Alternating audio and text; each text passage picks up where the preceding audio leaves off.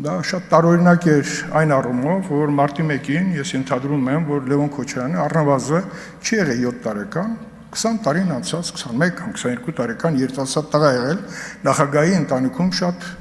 այսպես ներկայանալի դիրքում եւ ինքը ամեն ինչ պետքա տեղյակ լիներ թե ընտանիքում, թե փողոցում եւ ընդհանրապես տեղի ունեցող մարտի 1-յան դեպքերի հետ կապված։ Եթե նույնիսկ տեղյակ չեն եղել, այս տարիների ընթացքում իր ժանրի մեջ բացառիկ մի ֆիլմ է նկարահանվել Փաստավակ խմբի զեկույցի եւ նկարահանումների հիման վրա։ Դա կորսված գարունն է։ Եվ նա երկու մասից էր բաղկացած, հատկապես ուզում եմ շեշտեմ երկրորդ մասը, որտեղ Նիկոլ Փաշինյանը որպես ամբիոնը ղեկավարող քաղաքական գործիչ ասում էր ժողովուրդ վաղը գարնան առաջին օրն է։ Այդ օրը մեզ չտվեցին։ Առավոտը 6-ից հետո տեղի ունեցան գործողություններ բիրտ։ Եվ հետո դա որակեցին որպես քննչական գործողություն։ Մոռանում են, որ ըստ օրենքի քննչական գործողությունները պետքա տեղի ունենան ժամը 7-ից հետո կապած լուսաբացի հետ։ Հետո պարզվեց, որ այդ գործողությունները նկարահանել են եւ նկարահանողների ժամը ֆիքսված էր եւ այդտեղ առաջին խախտումներն էր, բայց որպեսզի դա կարողանան այսպես փաթեթավորեն, տեղի ունեցան խարդավանքների մի հսկա ծավալի գործողություններ։ Քանի որ ես փաստացի եղել եմ միջազգային մանդատով ստեղծված Փաստավակ խմբի ոչ միայն անդամ, այլ նաև ընդդիմության կողմից ներկայացված անդամ, ես եւ Տիկին Սաֆարյանը, եւ մենք մեր աշխատանքի արդյունքում ունենալով մեր հետևում քաղաքական այն մեծ համակարգը, որը ձևավորված էր ընտրությունների հետ ընտրական process-ի ընթացքում, մենք կարողացանք իրացնել մի գործողություն, որը տևեց 7 ամիս եւ մենք ունեցանք 5 զեկույց։ Եվ հիմա միեդի որոշման մեջ արձանագրումներ կան 5 զեկույցներից։ Դրանք անշրջելի զեկույցներ են, որոնց մեջ ներառված են եղել ներքին զորքերի սպա կապիտան Համլետ Թադևոսյանի հանգամանքներից սկսած մինչև անօրինական զինված խմբավորումների ստեղծումը 0038 հրաման։ Հիմա եկեք հասկանանք ոնց է այդ դեպքերը տեղի ունեցել, որ կապվում է ուղիղ Ռոբերտ Քոչարյանի ոչ միայն կառավարման, այլ իր անձի հետ։ Ռոբերտ Քոչարյանը Մոսկվայից վերադառնալուց փետրվարի 23-ին առնչվում է մի իրողության հետ, որ մոտ է երկրի ներսում հեղափոխական իրավիճակի։ Հրավիրում է զինված ուժերի ղեկավար կազմին, որ ինչի մասնակցել միայն Մանվել Գրիգորյանը, եւ այնտեղ բոլորին այսպես իր ոճով թափ է տալիս եւ տեղնադնում ասում է, որ գնացեք եւ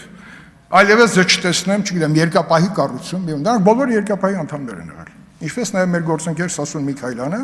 որը նաև պատգամավոր էր, որին նաև բռնեցին հենց այստեղ, ազգային ժողովի որոշման արդյունքում։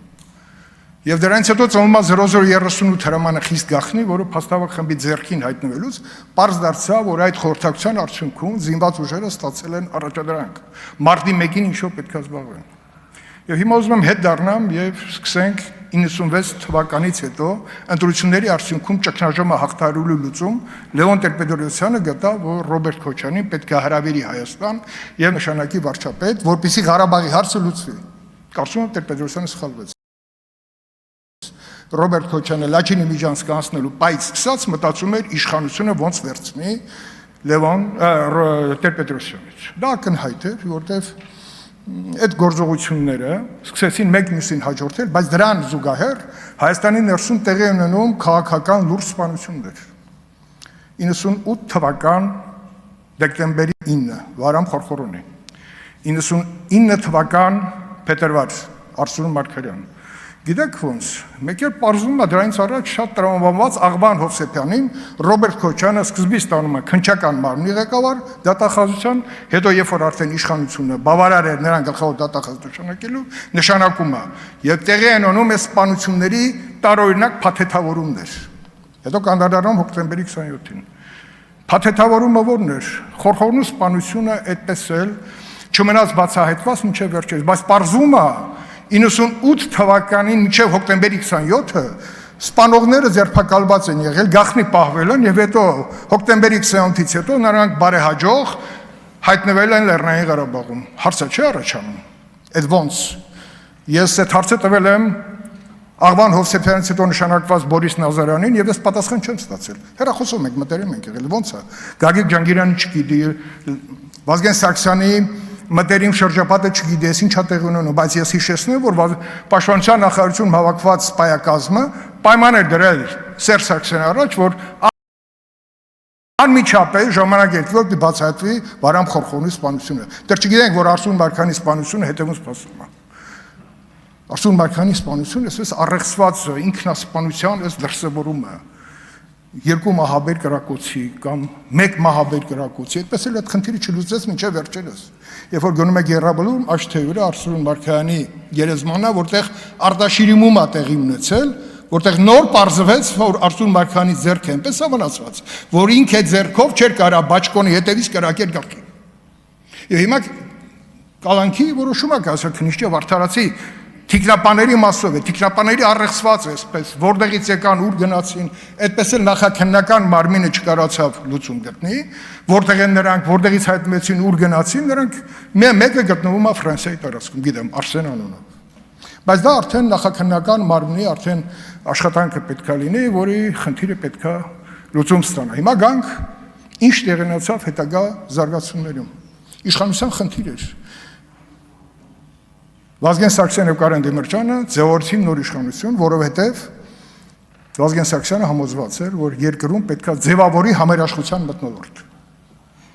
Եվ դրա համար էր, որ Դաշնակցության ներկայացուցիչ Վահան Հովհաննիսյանը նշանակվեց Պաշտպանության եւ անվտանգության հանձնաժողովի նախագահ։ Հիշեցնեմ, դա այդպեսի պահել է եղել։